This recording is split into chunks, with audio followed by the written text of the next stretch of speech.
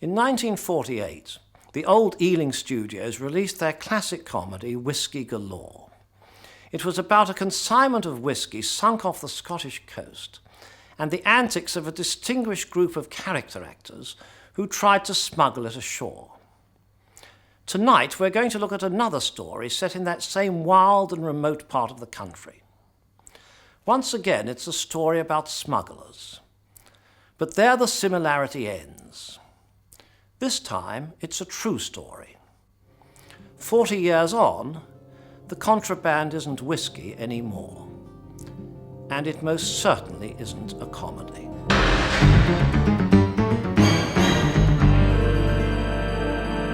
The story begins off the northwest coast of Scotland in the summer of 1989. Customs officers had been picking up rumours of shadowy vessels sailing close to the shore under the cover of darkness. They feared the imminent arrival of a large shipment of drugs, but they had no idea of where or when it might be smuggled ashore. The task facing Scottish customs men that summer was enormous. East to west, the winding, twisting coastline they had to cover was more than 4,000 miles long, and every beach, every cove, was a potential landing point.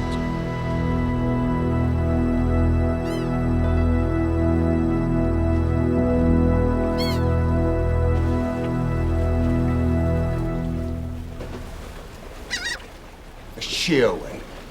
That's my lady. And a beautiful old girl she is, too. I saw her tied up outside. Is she a schooner? Yeah, 50-footer, old boy. 50 glorious feet. I should be sorry to see her go. You're selling her? Yes. The fellow who's buying her bought her without even looking her over. I wanted 100,000 for her. He said righto right away without even batting an eyelid. Didn't want to haggle me down a penny. And he was a Scotsman, would you believe? How was he going to pay for it? Cash! The whole lot! Tonight's story could easily have ended here. An innocuous chat in a Spanish bar, thousands of miles from the Scottish coast. Except for two things. First, the Major's friend was a police officer, a detective with the Cleveland Constabulary. And second, the policeman was suspicious enough of the prospective buyer to make a few inquiries when he returned to work in Britain.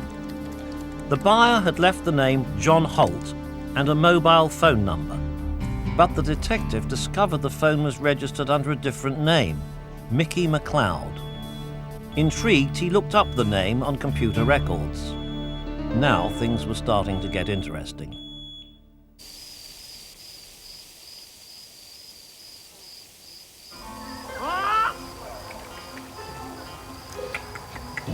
MacLeod was a name that meant something. Along with a list of other suspects, he was someone Scottish customs men had asked to be kept informed about. Thank you, my angel. Nothing had ever been proved, but their intelligence indicated that he may well be involved in big-time drugs. All they knew for the moment was that he was living somewhere on Spain's Costa del Crime. The new information on MacLeod was sent to the Glasgow office of senior customs investigator Michael Stannard. Well, we've got Mickey MacLeod out in Spain. We've got him buying a yacht out there. And we've got rumours that someone's going to bring a shipment of drugs in through the Scottish coast. The decision on what would happen next rested with Stannard's boss, John Clifford, head of customs investigations for Scotland and Northern Ireland. Right, let's go for it. Let's get out to Mallorca and find MacLeod. Now, my guess is that he's probably booked in a hotel in Palma somewhere to be near the shearway. And let's check the airlines here. I'd imagine if he is planning something, he'd have visited the Highlands recently. I've checked. Nothing under MacLeod, I hope. Check out the car hire firms, too. He may not have bothered to get himself a false driving licence. 12 meses, señores. It didn't take long for MacLeod to surface, as predicted, in Palma, Mallorca, where Spanish police agreed to keep an eye on him.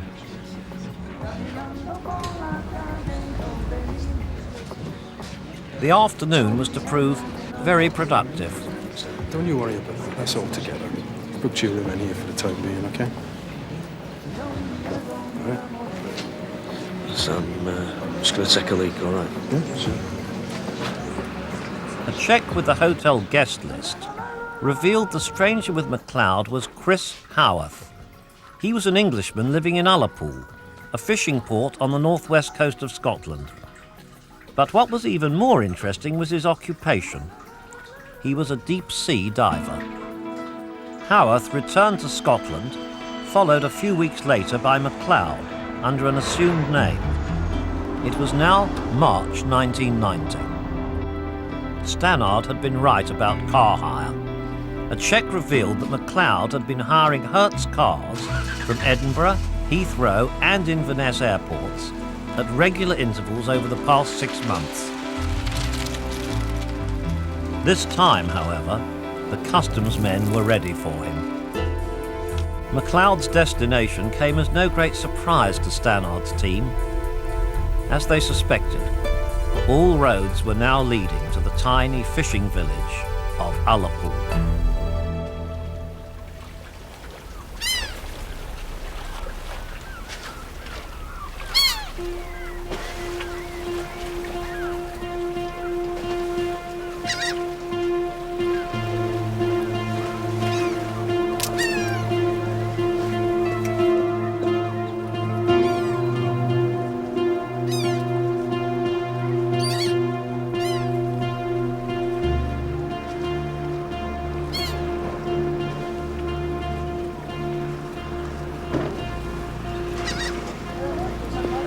Oscar 3 to control. MacLeod has just met with Howarth. You know, Chris, it's almost worth leaving the sun behind for a good plate of Scottish grub. Chip? No thanks, Mickey. How long you over for, then? Just a few days. Have you got a video recorder, Chris? Yeah, why? I want you to watch a bit of telly. What are you on about? The Duty Man. Remember it? What's that? It's a TV programme about customs men chasing nasty smugglers. What of it? There's faces of their surveillance men in these tapes, and I want you to know them as well as you know your ugly mug when you look at it in the mirror in the morning. It's just a thought, Chris. I say, you can't be too careful these days.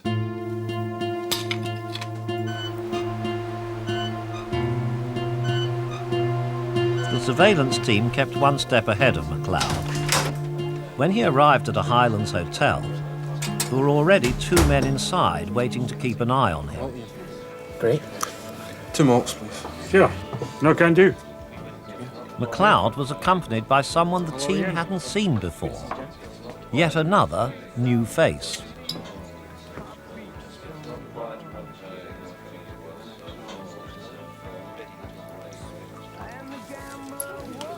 Thanks very much. Can you ask him who those 2 guys are over there?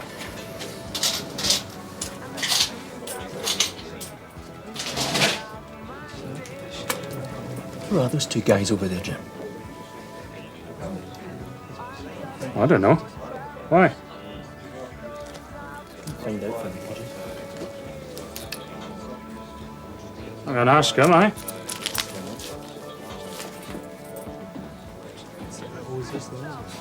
How's it going? Oh, no bad. Can I get you anything?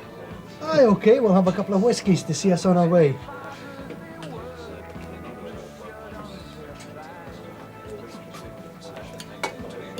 What brings you 2 out here? Business? No, pleasure. Aye, we're up here for the hill walking.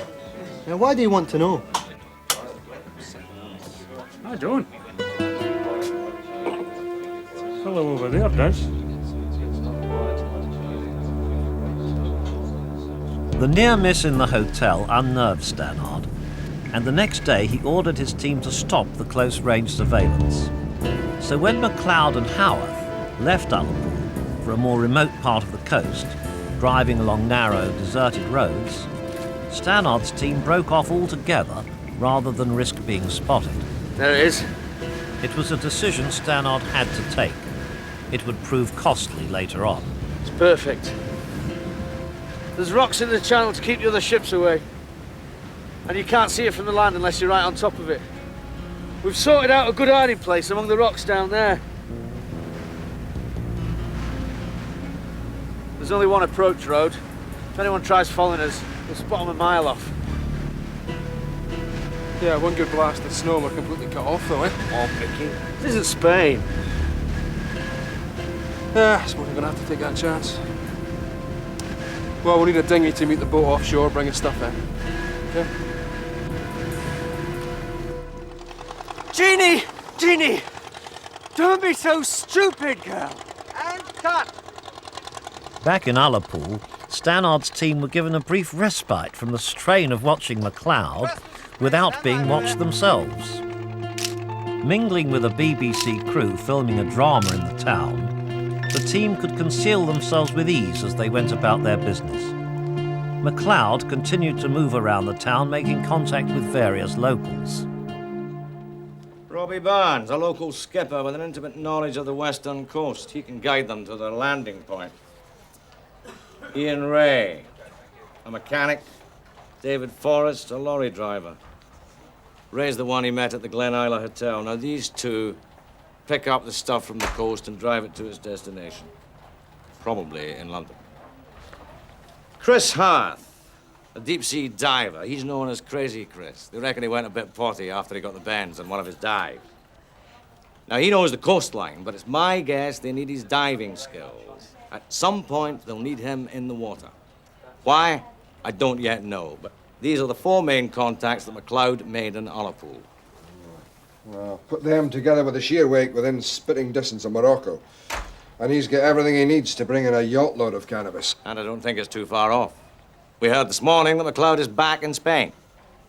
When we checked with Hertz, what did they say, Billy? They did almost 2,400 miles before he handed the car back.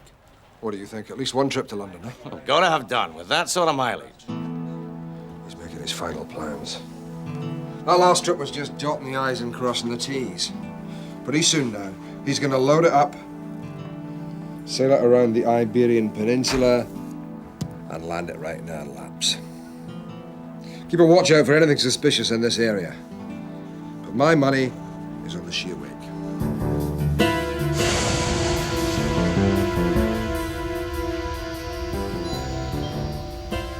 This is the last call for connecting flight 405. Would all passengers please proceed to boarding gate 12?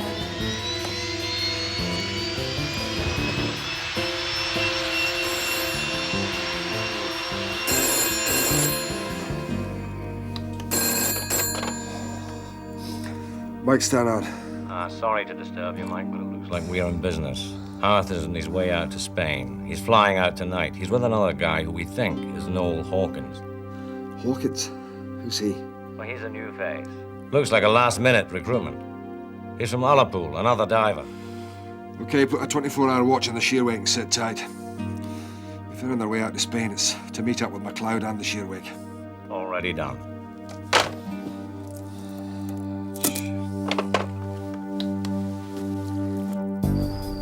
Spanish surveillance men stationed themselves by the sheer wake and waited. And waited. And waited. But the rush of adrenaline turned to anxiety over the next few days, and still nobody showed at the sheer wake. The team were diligent. They kept up an intense surveillance. But they were watching the wrong boat.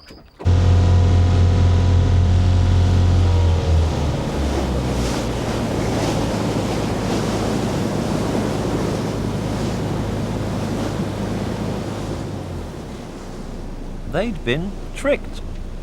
The sheer wake had undoubtedly been bought by MacLeod to transport drugs, but not these drugs. Should be here any minute now. MacLeod had a different plan for this shipment, one that was ingenious. Over there! Come on, my beauty! Let's have it! Come on!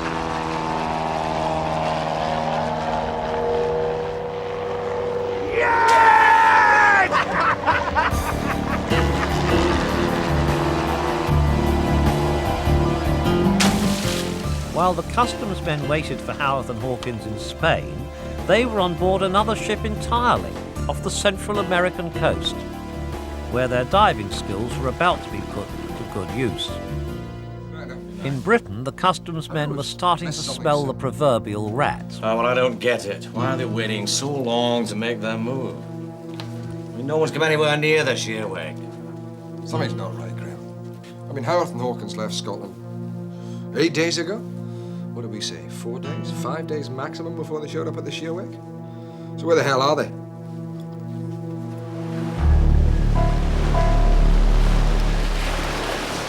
After retrieving the drugs from the ocean, Howarth and Hawkins headed for Britain.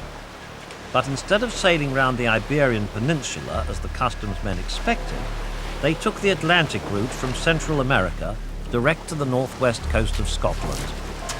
There they weighed anchor and landed the contraband unopposed and undetected. Home sweet bloody hell!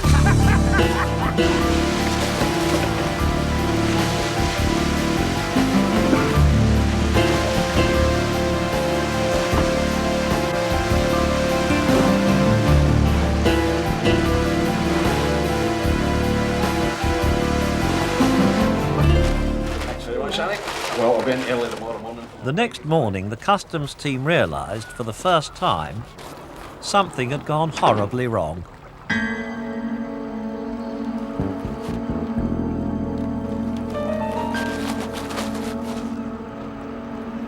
Somehow they have made the drop already. Howarth and Hawkins are back in Ullapool, and they didn't get their tans sitting indoors. Now, we've checked the airports and the ports, and they didn't enter the country legitimately, so they must have come in with the drugs. So far, they haven't made contact with their couriers, Forrest and Ray, so the drugs must be stashed somewhere, waiting to be picked up. Any word on McLeod yet? Nothing, Mike. He's gone to ground. Okay, so let's concentrate on Ray and Forrest. If we play this right, those two are going to lead us to the drugs.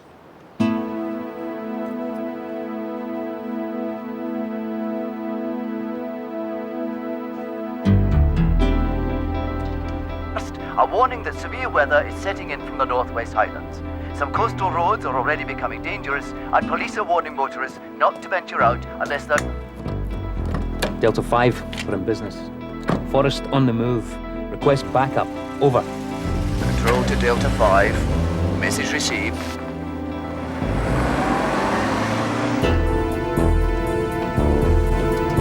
You're standing left onto the A9. Repeat, left onto the A9. I'm going to have to break off. Oscar 3, I've got him. He's heading south.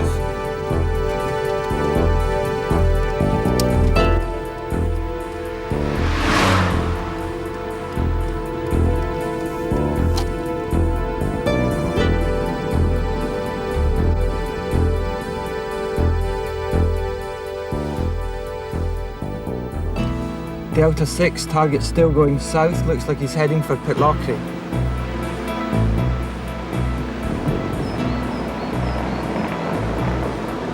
Oscar 5 to control. He's just pulling into Pitlochry car park.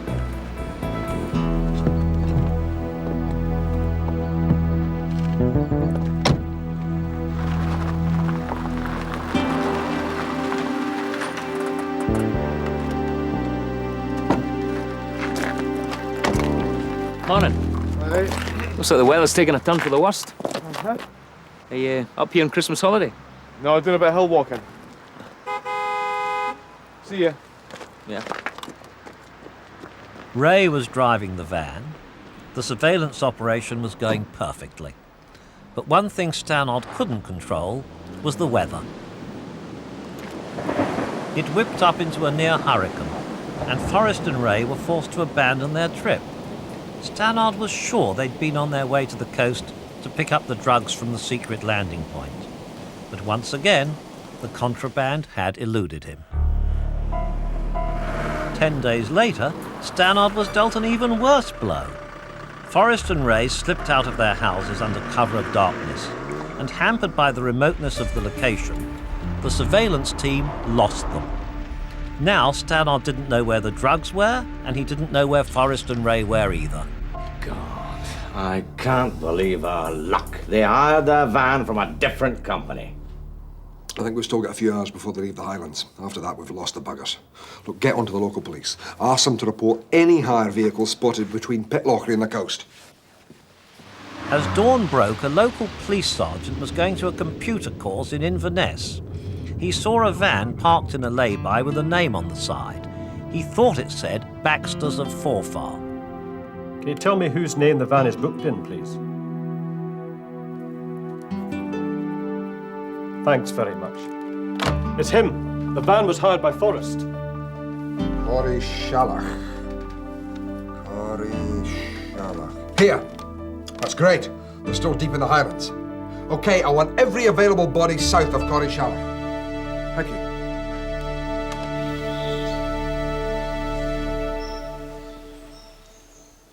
The trap was set.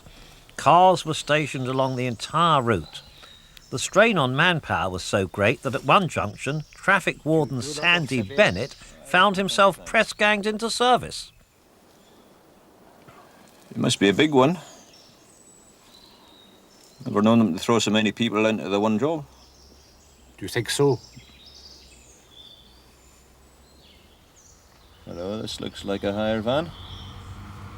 Baxter's of Forth. Oh, that's it. That's the one. Oscar 2-3 to control. Target vehicle located. They're heading towards Perth on the A9, 2.5 miles south of Dawali. Over.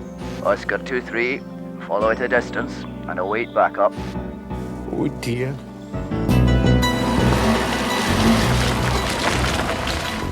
The sighting was crucial. By now, Ray and Forrest had picked up their precious cargo from the coast.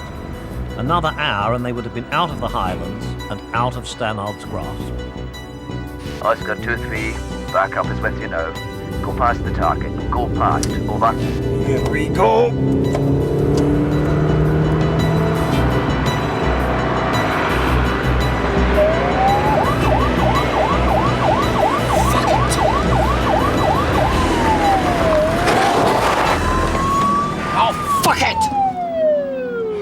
Oh, I've always hated bloody traffic wardens. Hands off the wheel, please.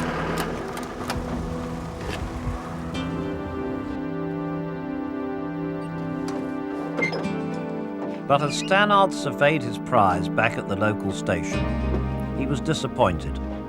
If this was cannabis, then it could only be a fraction of the whole consignment.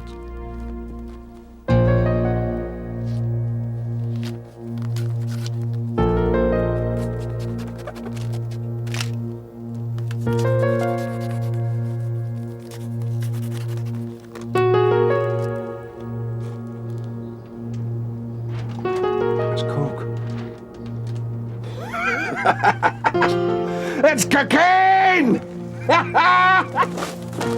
The haul was better than they could ever have imagined. Loaded into the back of the van and wrapped in bags with Gucci labels was cocaine with a street value of £101 million. It was Britain's biggest ever cocaine seizure. Stannard's team swooped on the rest of the gang and quickly discovered the secret landing point at Alderney Bay in Sutherland. There, forensic samples linked the two divers, Howarth and Hawkins, to the drugs found in the back of the van.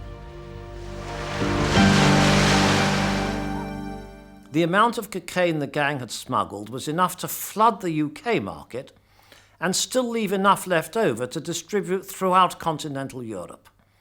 The sentences handed down reflected this.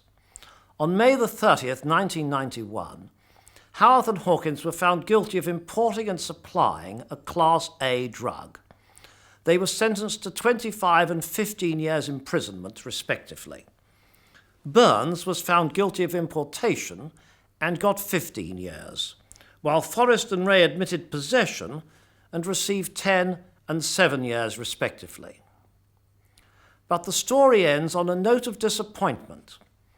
Several months after the arrest of his accomplices, MacLeod, the Mr. Big, was caught in Spain.